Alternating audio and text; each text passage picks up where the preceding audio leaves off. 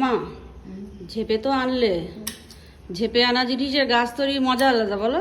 মজাই আলাদা। হ্যাঁ, আসলে আমাদের এই কালারের ফুলটা নেই, বোগেনভিলিয়া, তাই কাটিং থেকে যদি একটা গাছ বের করা যায় তার জন্য আমার মা পিঙ্ক কালার, বেবি পিঙ্ক, এটা কি জানি না আইডিটা কি, তবে খুব সুন্দর, ফুটলে তো ভালোই লাগে দেখি ওদের গাছে।